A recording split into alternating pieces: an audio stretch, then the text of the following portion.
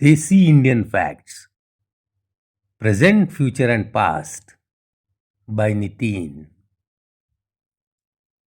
दोस्तों नमस्कार। राजनीति पे चर्चा में आपका फिर एक बार स्वागत है। आज बात करेंगे एनडीए के बिहार सीट शेयरिंग की। तो 18 मार्च को एनडीए ने 40 सीटों के शेयरिंग का फॉर्मूला तय कर लिया है और उस फॉर्मूले के तहत 17 सीट पर भारतीय जनता पार्टी लड़ेगी। 16 सीट इस वक्त जनता दल यूनाइटेड के खाते में गई हैं और 5 सीटों पर एलजेपी जो चिराग पासवान जी की जो पार्टी है वो लड़ेगी। एक सीट हम पार्टी के लिए गई है। उपेंद्र कुशवाहा जी एक सीट पर लड़ेंगे, लेकिन पशुपति पारस जी है उनके लिए कोई सीट छोड़ी नहीं गई है। दोस्तों तो आज विस्तृत में बात करते हैं इन 40 सीटों के शेयरिंग के फॉर्मूले के बारे में और कौन सी पार्टी कौन से सीट से चुनाव लड़ेगी, ये जानकारी मैं आपको दूंगा और उसके बाद अन्य बातें भी करते हैं।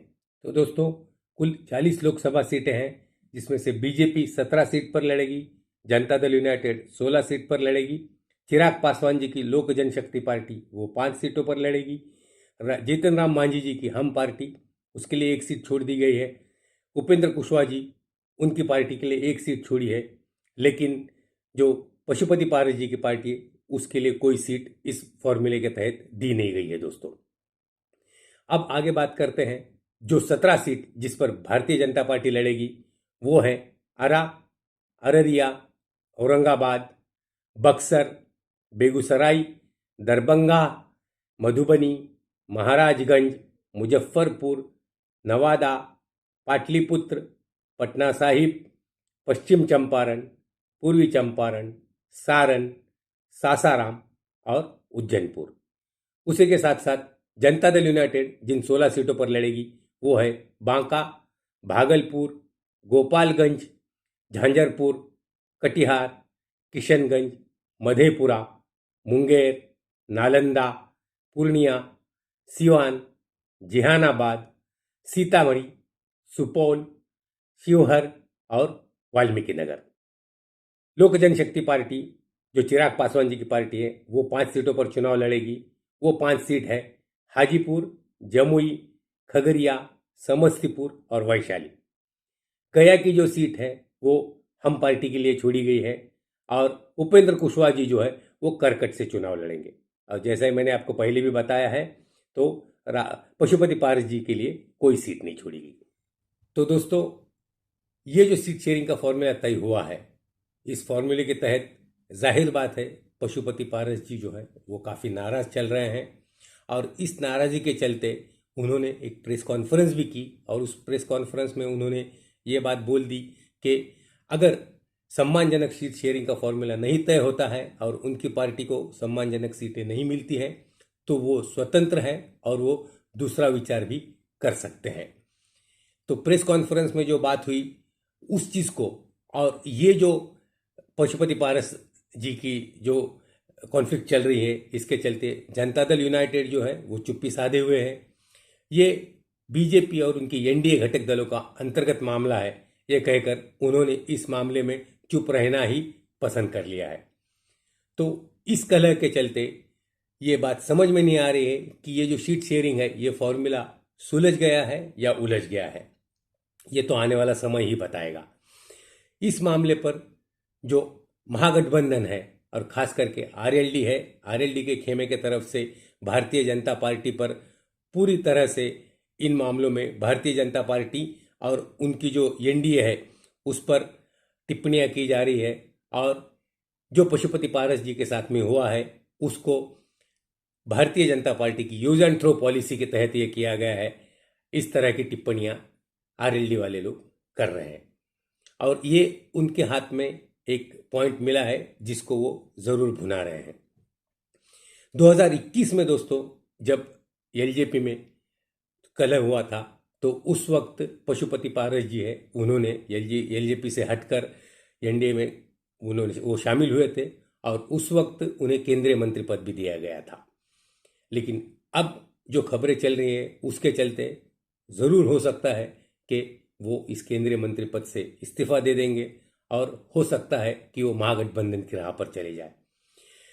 दूसरी बात यह है कि उनके बेटे प्रिंस, उनके लिए समस्तीपुर की सीट वो इच्छुक थे, लेकिन कल जो सीटों का बंटवारा हुआ है उस बंटवारे में वो सीट जाहिर है लोक जनशक्ति पार्टी चिराग पासवान जी की पार्टी को चली गई है।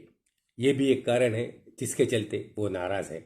बीच बीच में ऐसी भी बातें आ रही थी कि उनके बेटे के लिए कोई मंत्री पद दिया जाएगा, राज्य में मंत्री पद दिया जाएगा या कोई दूसरी अरेंजमेंट उसके लिए की जाएगी, लेकिन शायद वो भी बात नहीं बनी। तो अब आगे आने वाला समय ये बताएगा कि पशुपति पारस जी है वो क्या स्टैंड लेते हैं और क्या वो महागठबंधन की तरफ चले जाते हैं और एनडीए के खिलाफ लड़ने का अपना मन बना लेते हैं। ये तो हुई सीट शेयरिंग की बात। इसके बावजूद भारतीय जनता पार्टी के खेमे में अभी जो हाल फिलहाल में ही मंत्रिमंडल विस्तार हुआ है उसके चलते भी काफ़ी नाराज़गी है और इस नाराज़गी के चलते उनके जो एक विधायक है उनके घर पर कुछ लोगों की बैठक भी हुई थी 2-3 दिन पहले। हालांकि उसके बाद में फिलहाल तो शांति है, लेकिन अगर पूरा ब्यौरा लिया जाए तो भारतीय जनता पार्टी की बिहार इकाई में और साथ साथ एनडीए में सब कुछ ठीक चल रहा है ऐसा तो फिलहाल नहीं लगता। हालांकि जो सर्वे आए हैं, सर्वे के मुताबिक भारतीय जनता पार्टी और उनका एनडीए जो घटक दल है पूरा, वो सब मिलकर अच्छे खासे सीटों को रिटेन करने की पोजीशन में है, ऐसा हर पोल बता रहा है। क्योंकि पिछले चुनाव में 2019 के चुनाव में 39 सीटें जीत ली थी इन्होंने और केवल एक सीट कांग्रेस ने जीती थी। उस वक्त आरएलडी को कोई सीट नहीं मिली थी। अगर महागठबंधन के इस सीट शेयरिंग फॉर्मूले के बारे में अगर बात की जाए तो वहाँ पर फिलहाल तो आगे कुछ बढ़ती हुई नज़र नहीं आ रही है। शायद ये आने वाले 1-2 दिनों में या पिछले 1-2 दिनों में एक कोशिश की गई थी कि इस सीट शेयरिंग के फॉर्मूले के तहत सीटों का बंटवारा हो जाए, लेकिन जिस तरह से पशुपति पारस जी के बारे में डेवलपमेंट चल रही है उसके चलते फिलहाल तो आरएलडी और उनकी घटक दल कांग्रेस ने इस सीट शेयरिंग के बारे में बात करने की जो मीटिंग जो थी उसको टाल दिया गया है और हो सकता है कि वो कुछ इंतज़ार ज़रूर करेंगे और पशुपति पारस जी का जो स्टैंड है उसके हिसाब से शायद उनको साथ में लेने के लिए कोई रणनीति तैयार कर ली जाए। इसको भी कोई नकारा नहीं जा सकता। उपेंद्र कुशवाहा जी जो है वो ये जो सीट शेयरिंग हुआ है उससे खुश है या नाराज़ है इस बारे में अभी नहीं कहा जा सकता, क्योंकि उनकी इस बात पर कोई प्रतिक्रिया नहीं आई है। तो दोस्तों आने वाले समय में ये ज़रूर पता चलेगा कि ये सीट शेयरिंग है, ये सीट शेयरिंग एनडीए के लिए फ़ायदेमंद साबित होती है या ये कोई घाटे का सौदा हो सकता है।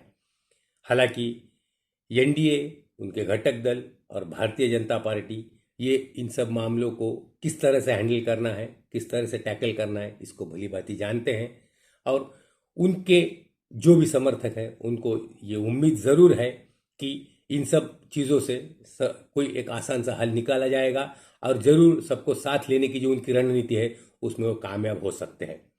लेकिन फिलहाल तो दोस्तों ये मामला सुलझा है या उलझा है इस पर बात करना इस पर कोई बात हो नहीं सकती है। तो आने वाला समय जो भी बताएगा उसके बारे में मैं आपसे इस बारे में बात ज़रूर करता रहूँगा। तो दोस्तों ये मेरा वीडियो आपको कैसा लगा आप ज़रूर मुझे कमेंट्स कीजिएगा और मेरे वीडियोस को शेयर कीजिए, लाइक कीजिए और मेरे चैनल को सब्सक्राइब करना ना भूलिए। सब्सक्राइब करने के साथ साथ बेल बटन आइकन को ज़रूर दबाइए, जिसके तहत आने वाले मेरे हर वीडियो की जानकारी आपको ज़रूर मिलती रहेगी। धन्यवाद दोस्तों।